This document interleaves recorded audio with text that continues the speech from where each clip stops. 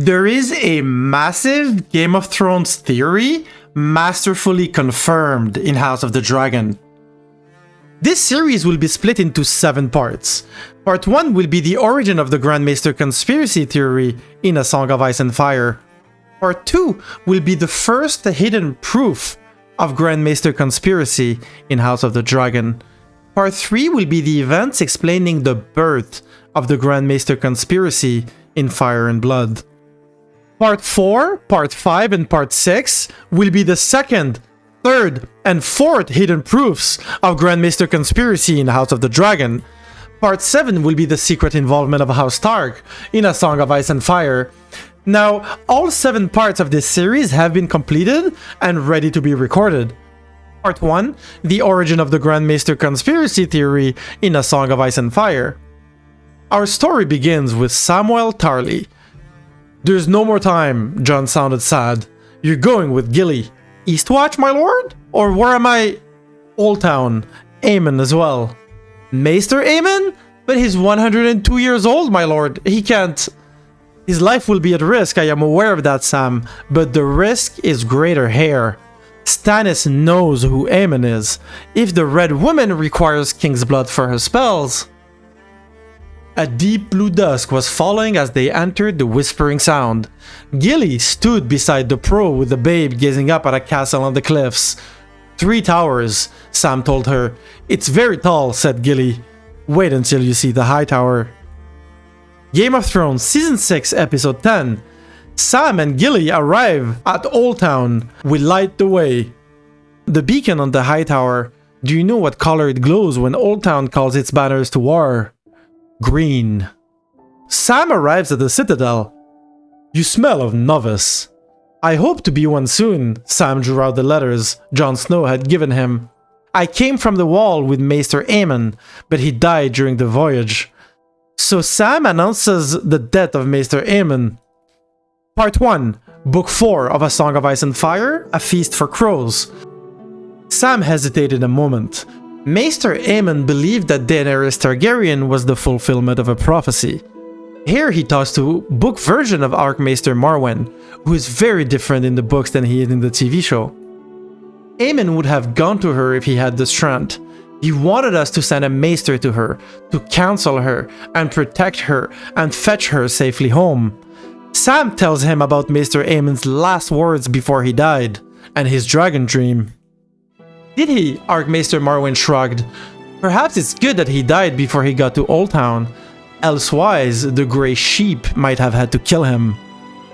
"Kill him?" Sam said, shocked. "Why?"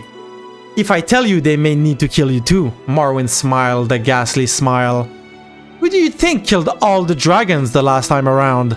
Gallant dragon slayers armed with swords?" Archmaester Marwyn believes that the Maesters of the Citadel are the ones responsible for the death of all dragons. The last time around, referencing the famous Dance of the Dragons. He spat. "The world the Citadel is building has no place in it for sorcery, or prophecy, or glass candles, much less for dragons." So, the origin of the Grand Maester Conspiracy began right here with Archmaester Marwyn.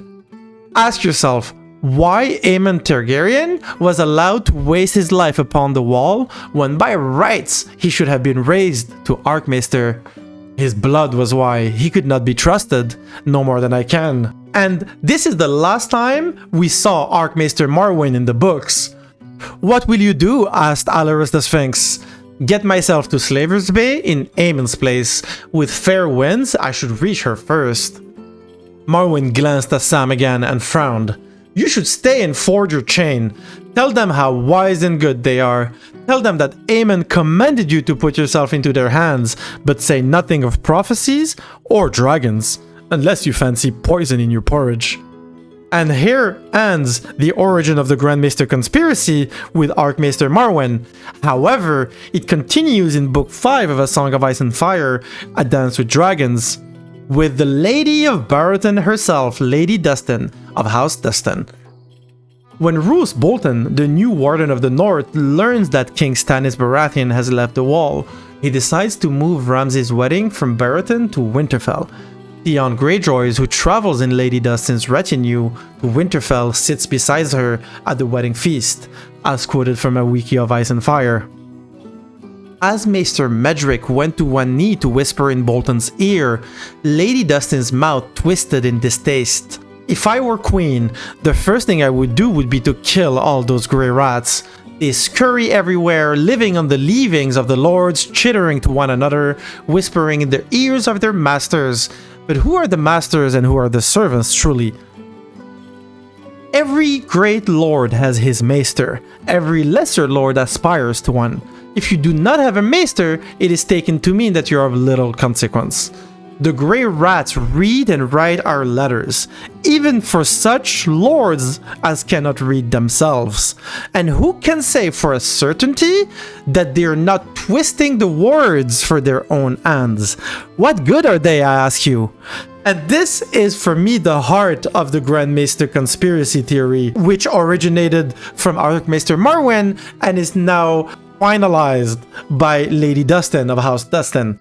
They heal, said Theon. It seemed to be expected of him. They heal, yes, I never said they were not subtle. They tend to us when we're sick and injured or distraught over the illness of a parent or a child. Whenever we are weakest and most vulnerable, there they are. Sometimes they heal us and we're dully grateful. When they fail, they console us in our grief, and we're grateful for that as well. Out of gratitude, we give them a place beneath our roof and make them privy to all our shames and secrets. A part of every council, and before too long, the ruler has become the ruled. That was how it was with Lord Rickard Stark.